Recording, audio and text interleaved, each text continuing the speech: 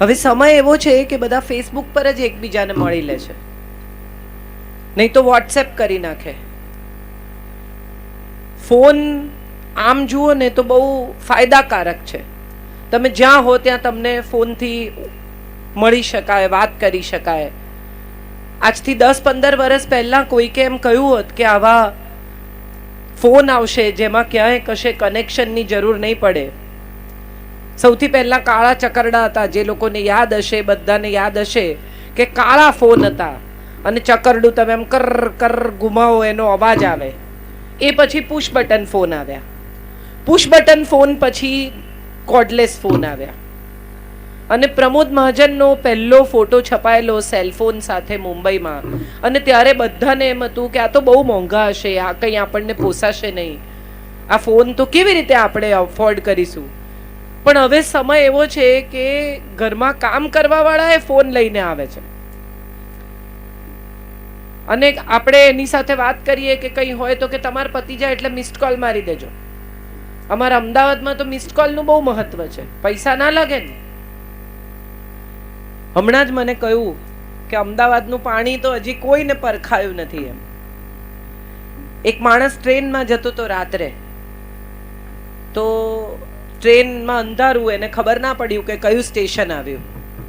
એટલે એણે કહ્યું, ત્યાં ચા વાળો એને ચા આપવા માટે બૂમો પાડતો તો, ચા ચા ચા ચા. એટલે એણે પૂછ્યું કે ભાઈ કયું સ્ટેશન આવ્યું? તો કે 25 પૈસા આપો તો કહું. તો કે સમજી ગયો, અમદાવાદ આવ્યું. એટલે અમદાવાદ તો તમે જે કીધું એવું જ છે કે અમદાવાદનું પાણી એમ સહેલાઈથી પરખાય એમ નથી. મજાની વાત એ છે કે આટલા બધા લોકો જ્યારે ભેગા થાય એક ગામમાં, બધા બેંગ્લોરથી, મુંબઈથી, ભુજથી, ક્યાંથી બધા આવ્યા છે. મને કહ્યું કે 25 વર્ષ પહેલા મંદિર સ્થપાયેલું, લક્ષ્મીનારાયણનું મંદિર. લક્ષ્મીનારાયણની મજા એ છે કે પહેલા લક્ષ્મી છે પછી નારાયણ છે. તમે શ્રી હરિ બોલો તો પહેલા શ્રી છે પછી હરિ છે. તમે રાધા કૃષ્ણ બોલો તો પહેલા રાધા છે પછી કૃષ્ણ છે. આપણને કથા પૂરી થાય કે કોઈ પણ અધ્યાય પૂરો થાય તો શું કે નમઃ પાર્વતી પતયે હર હર મહાદેવ.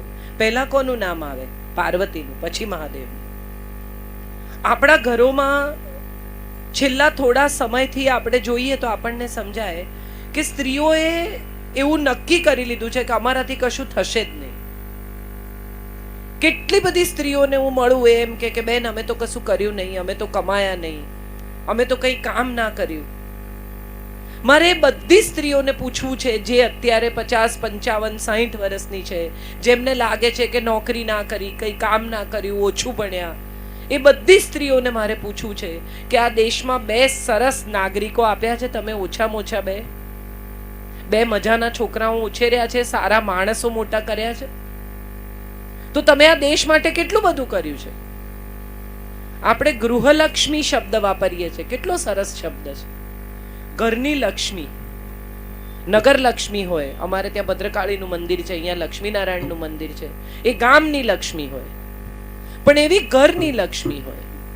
અને ઘરની લક્ષ્મી આપણને જ્યારે પરણીને આવે બહુ ઘરમાં, ત્યારે આપણે બધા આમ જુઓ ને તો એની પાછળ લાગી જઈએ. એક સાદો ફોન ખરીદ્યો હોય ને, એમાંય આપણને કહે લોકો કે આ ડેટા એક ફોનમાંથી બીજા ફોનમાં ટ્રાન્સફર કરો ને તો વચ્ચે એને અડતા નહીં તો ફોન હેંગ થઈ જશે.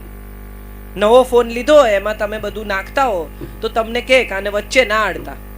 પેલી છોકરી એના ઘરની કેટલી બધી 24 વર્ષની 25 વર્ષની મેમરી લઈને આવી છે, કેટલી સ્મૃતિ છે એની, એ બધું લઈને આવી છે. આપણે બીજા જ દિવસથી શું કહીએ, અમારે ઘેર ને તમારે ઘેર. એક વહુ હતી, પરણીને આવી અને ઘેર પગ ફેરો કરવા ગઈ એટલે માને કહ્યું કે અમારી સાસુ તો બહુ જ નકામી છે, હું એને મારી નાખીશ. એટલે માએ કહ્યું કે જોજે એવું કંઈ કરતી તું જેલમાં જઈશ, એક કામ કર, આ પાવડર લઈ જા, થોડો થોડો રોજ એના ખાવાનામાં નાખજે, 6 મહિનામાં પતી જશે. માને તો મજા પડી ગઈ કે આ છોકરીને મેં પાવડર આપ્યો. છોકરીને થયું કે વેરી ગુડ, આ મને રસ્તો જડી ગયો મારી સાસુને પતાવવાનો. એટલે એને તો સરસ મજાનું ખાવાનું બનાવવા માંડ્યું રોજ, કે ખાય ને તો વધારે પાવડર નાખી દેવાય. સરસ ખાવાનું બનાવે, લાડથી ખવડાવે, પ્રેમથી જમાડે, મમ્મી લો મમ્મી લો. મમ્મી ચા કરી આપું, મમ્મી આમ કરી આપું. ને એને એમ થયું કે હવે 6 મહિનામાં જવાની જ છે ને, સારી રીતે વર્તો ને આપણે ક્યાં ઝઘડા કરવા.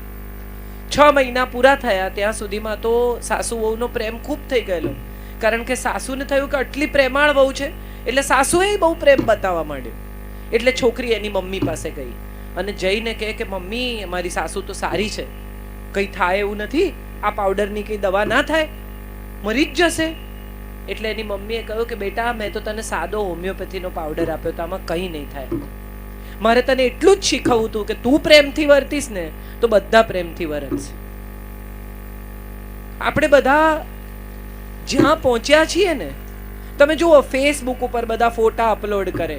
બહારગામ લોકો એટલે નથી જતા કે એમને એમના પરિવાર સાથે સમય ગાળવા મળે. બહારગામ એટલે જાય છે કે ફેસબુક પર ફોટા મુકાય. લગભગ બધા લોકો જે કરે, જ્યાં જાય, જે ખાય, જે પીએ, જે પહેરે, બધું ફેસબુક ઉપર ચડાવે. દરેકે દરેક માણસે જોવું હોય કે ના જોવું હોય એને ટેગ કરે એટલે તમારા ફોનમાં ઉતરવા માંડે. તમને જોવું છે કે નથી જોવું, જાણવું છે કે નથી જાણવું, એ જાણ્યા વિના બધા તમને મોકલે. અને બીજી તરફ આપણે શું કહીએ, પડોશી આપણને કંઈ પૂછે કે ક્યાં જઈ આવ્યા, શું કરો છો, તો તરત કે પંચાયત બહુ કરે છે. મમ્મી પપ્પા પૂછે કે બેટા ક્યાં જાય છે, કેટલા વાગે આવશે, તો તરત કે આ પંચાયત કરે છે, પૂછપૂછ કરે છે, માથું ખાય છે. તમે તમારી મેળે તમારી અંગત જિંદગીની નાનામાં નાની વાત ફેસબુક પર ચડાવો એનો વાંધો નહીં, પણ તમને તમારા અંગત લોકો, સ્નેહીઓ, સ્વજનો કંઈ પૂછે તો આપણને શું લાગે, પંચાયત કરે છે, લોહી પીએ છે, પૂછપૂછ કરે છે, માથું દુખાડે છે. આ નવા જમાનાના જેટલા છોકરાઓ છે, હવે હું કંઈ જૂના જમાનાની જ કહેવાઉં, આજે નવા છોકરાઓ છે ને એ બધાની મજા એ છે કે આમ બહુ પ્રામાણિક છે. એમના મનમાં જે હોય ને એ તમને કહી દે, બહુ લાંબુ ટકાવે નહીં. તમે એને એમ કહો કે લગ્નમાં આવવાનું છે, આ ગામનો દાખલા તરીકે ઉત્સવ છે, ચલો આવવાનું છે, એટલે કે અમે ત્યાં આવીને શું કરીએ, અમને કંટાળો આવે. એટલે તમે કહો કે ભાઈ હું જે કરું એ તમે કરજો, ચલો માંડ માંડ સમજાવીને લાવો. તો અહીંયા આવીને તમે કહો ને કે બેટા સરખું જીન્સ આખું પહેર, સારું ના લાગે બધા જુએ તો, કે ના હું બરમુડા પહેરીશ, અડધી ચડ્ડી પહેરીને ફરે. તમે એમને કંઈ બી સમજાવો એ સાંભળે નહીં. પણ આ પેઢીની મજાની વાત શું છે ખબર છે? આ પેઢી પાસે ખૂબ માહિતી છે, ખૂબ ઇન્ફોર્મેશન. ફોન ઉપર આમ આમ કરીને તમને બધું શોધી આપે. આટલું નાનું 2-2.5 વર્ષનું છોકરું હોય એને તમે ફોન આપો, તમને તમારા ફોનમાં ખબર નહીં હોય એને બધું એ શોધી આપશે.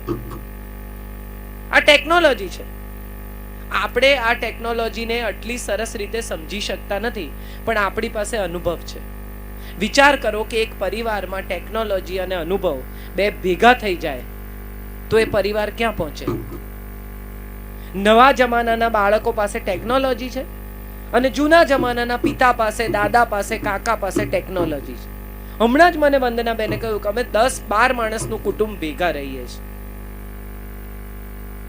આજે રોકવી હોય તો વહુને દરેક વાતમાં રોકી શકાય, પણ એમણે એટલા આનંદથી કહ્યું કે દેવજીભાઈ મને એટલું પ્રોત્સાહન આપે છે, મને આગળ વધવાની પૂરી તક આપે છે.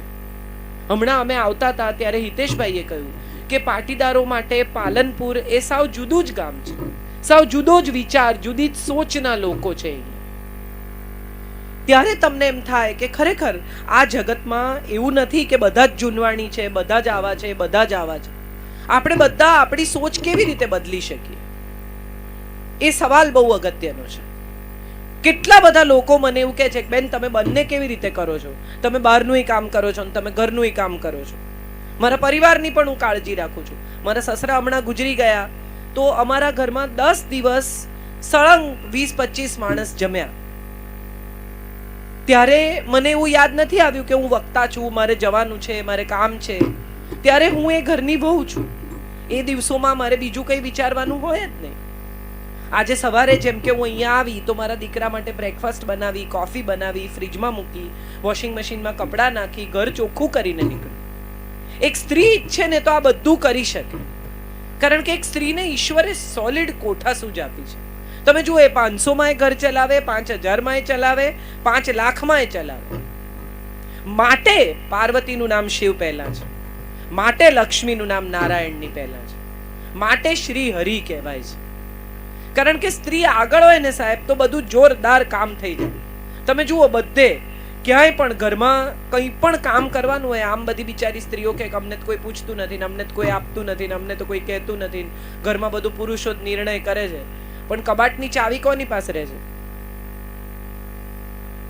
પુરુષો બધા પૈસા લાવીને કોને આપે? પત્નીને. મૂક. અને પછી બહાર જવું હોય, કોઈને આપવાના હોય, પૈસા માગે કે ભાઈ 2 લાખ રૂપિયા કાઢી આપજે, એટલે કે કેમ? એના પૈસા એ માંગે તોય પત્ની પૂછે કે કેમ? તો કોનું રાજ ચાલે છે? કો મને. ઘરમાં શું બનશે કોણ નક્કી કરે? પત્ની. લગ્નમાં જવાનું હોય, ચાંદલો કરવાનો હોય એટલે પૂછે કે કેટલો કરવાનો? એટલે હસબન્ડ કે પતિ કે 501 કરીએ, કે હોતો હશે એટલો બધો? એટલે પછી કે તો કેટલો? 101 કે એટલો ઓછો હોય? ખરેખર તો કવર બની ગયું છે, ચાંદલો લખાઈ ગયો છે, તમને આગળ પાછળ કરીને ત્યાં લઈ આવવાના છે. નક્કી આટલું જ કરવાનું છે. તમે એ આંકડો બોલો ત્યાં સુધી તમને આગળ પાછળ કરીને લઈ આવવાના છે. સ્ત્રીમાં સમજ છે, આ આવડત છે. કેટલા બધા ઘરોમાં 5:30 પત્ની ફોન કરે, શું બનાવું? એટલે પતિ કે પાવભાજી બનાવો. તો કે અત્યારે શાક લેવા કોણ જાય? તો કે તો હાંડવો વઘાર દે. કે તો સવાર પલાળવું પડે. તો છોલેપુરી બનાવો. એટલે કે ચણા તો સવાર પલાળવા પડે. ધીરે ધીરે ધીરે ધીરે લઈ આવે તમને. ભાખરીનો લોટ બંધાઈ ગયો છે અને શાક સમારાઈ ગયું છે. એણે નક્કી જ કરી લીધું છે શું બનાવવું છે. આ તો ખાલી તમને પૂછે એટલે તમને સારું લાગે કે તમને પૂછ્યું. એક દિવસ એક પતિ પત્નીને બહુ ઝઘડો થયો. પતિએ તમાચો મારી દીધો, થડાક. એટલે પત્ની ગુસ્સે થઈ ગઈ કે તું મારે છે? પતિએ કીધું મરી ગયા. એટલે કે હોય ગાંડી, આ તો મારો પ્રેમ છે. એટલે પત્નીએ બાજુમાં પડેલી લાકડી લીધી, પતિને જુડી નાખ્યો અને પછી કહ્યું કે જો એવું નહીં, ખાલી તમે જ પ્રેમ કરો એવું ના હોય, હુંય કરું. સ્ત્રીમાં આ આવડત છે, પોતાની વાત એવી સરસ રીતે કહી શકે. પણ મજા શું છે ખબર છે? હમણાં એક જોની લીવરના કાર્યક્રમમાં હું ગયેલી. જોનીભાઈએ બહુ સરસ વાત કરી. જોની લીવરને ઓળખો છો બધા? એમાં એમણે સરસ એક વાત કરી કે મારી પત્ની બહુ રૂપાળી છે, કાળા ભમ્મર જેવા વાળ, તગતગતી સફેદ ગોરી ચામડી, 2 સરસ મજાની આંખો, આમ કોતરી કાઢ્યું એવું નાક, એની નીચે 2 પરવાળા જેવા સરસ હોઠ, આમ તમે હશે તો દાંત મોતી જેવા, એવા સરસ. પણ એની પાછળ એક જીભ આપીને ભગવાને જે ત્રાસ વર્તાવ્યો છે. આપણા બધાનો, મારો એવો પ્રોબ્લેમ હશે. આપણા સ્ત્રીઓનો પ્રોબ્લેમ એ છે કે આપણે જે નથી કહેવું ને એ આપણે કહીએ છીએ, અને જે કહેવાનું છે ને ખરેખર એ તો કોઈ કહેતું જ નથી. તમે વિચારી જોજો મારી વાત ઉપર. ગુસ્સે થઈએ ને એટલે આપણને ખબર જ ના પડે કે આપણે શું બોલીએ છીએ.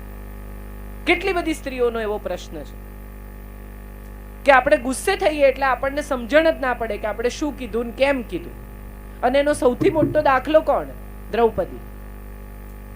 જ્યારે એના મા બાપે, એના પિતાએ મત્સ્યવેદ નક્કી કર્યો ત્યારે દ્રૌપદી એવું ના કીધું કે ના હું નક્કી કરીશ, તમે કેમ નક્કી કરો છો મારો વર?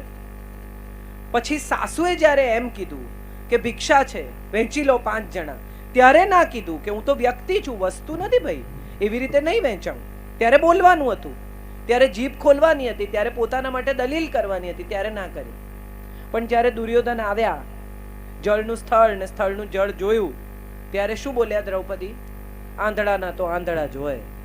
ત્યારે બોલવાનું નહોતું, ત્યારે ચૂપ રહેવાનું હતું. આપણે બધા આવું કરીએ છીએ.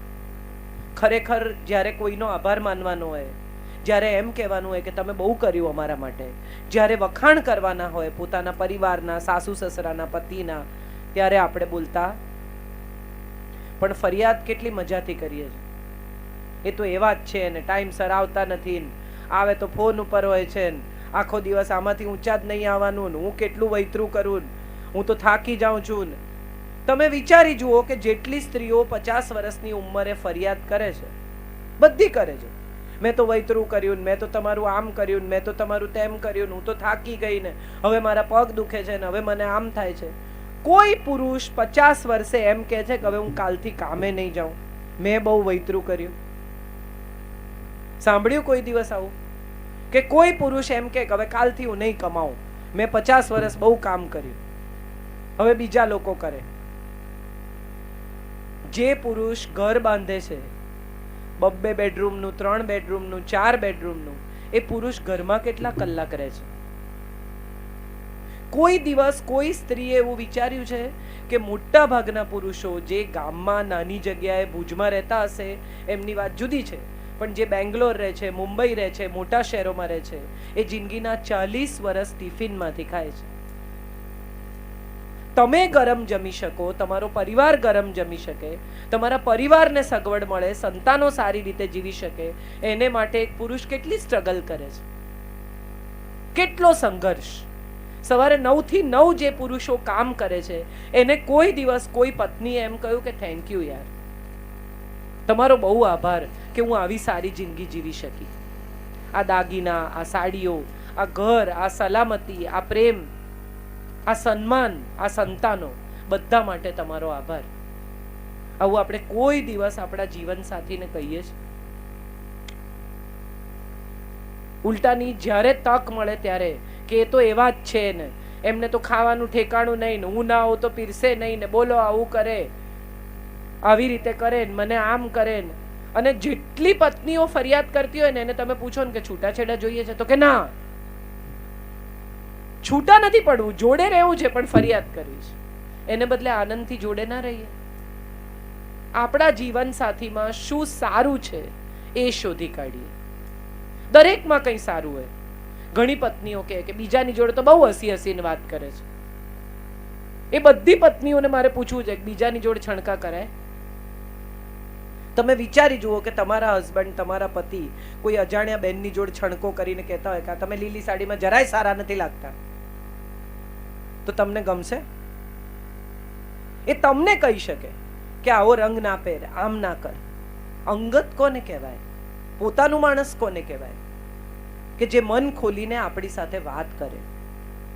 આપણે પણ બીજાની જેમ બીજાની સાથે હસીને વાત કરે છે એટલે આપણી સાથે હસીને વાત કરે, તો એના મનની વાત ક્યાં કરે? હું એવા કેટલા બધા પુરુષોને ઓળખું છું કે જેમને બ્લડ પ્રેશર, હાર્ટ એટેકની બીમારી એટલા માટે થઈ છે કે એમણે કોઈ દિવસ જિંદગીમાં મન ખોલીને વાત જ નથી કરી. એમની તકલીફ એણે અંદર જ દબાવી રાખી છે. જીવન સાથીનો અર્થ શું? જે સાથે સાથે ચાલે જીવનભર. આમાંથી કેટલા લોકો પરણેલા છે? હાથ ઉઠાવો. કેટલા લોકો વિધિસર પરણેલા છે? Very good. આમાંથી કેટલા લોકોને સપ્તપદીના 7 વચન ખબર છે? હવે તમારા માટે તાળીઓ પાડો. મારે માટે બહુ પાડી. મહારાજ શું બોલ્યા, કોણ આવ્યું તું, કોણ નહોતું આવ્યું, કોણે ઝઘડા કર્યા, કેટલો દાગીનો કર્યો, કેટલી સાડી કરી, કોને કેટલું ઓછું કર્યું, આ બધું આપણને યાદ છે. પણ આપણે જે વચન આપીને પરણ્યા એ મુખ્ય 7 વચનો સાંભળવાની આપણે તસ્દી લીધી નથી, વાંચવાની આપણે તસ્દી લીધી નથી. આ મજા છે આપણા પરિવારોની. હમણાં વચ્ચે એક દિવસ એક બહુ જાણીતા કવિ છે, એમની સાથે હું પ્રવાસ કરતી હતી. એટલે ગાડી સિગ્નલ પર આવીને ઊભી રહી એટલે એક ભિખારી આવીને ભીખ માંગવા લાગ્યો. એટલે મેં કાચ ચડાવી દીધો. બધા એમ જ કરે, કોઈ ભિખારી આવે તો આપણે શું કરીએ, આપણે ગાડીનો કાચ ચડાવી દઈએ. ગાડીનો કાચ ચડાવી દીધો. પછી થોડી વાર રહીને મેં એમને કહ્યું, મેં કીધું તેજપાલ હોલમાં જે લક્ષ્મીનારાયણનું મંદિર છે ને એમાં મને બહુ શ્રદ્ધા છે, શું મૂર્તિ છે લક્ષ્મીનારાયણની. આમ જાણે એમ થાય કે હમણાં આપણી સાથે વાત કરશે. એટલે કંઈ બોલ્યા વગર મારી સામે જોઈને કે આજે એ બી કાચ ચડાવી દેશે. તમે વિચાર કરો કે આપણને આપેલું આપણે કોઈને નથી આપતા, તો ભગવાન શું કામ આપણને આપે?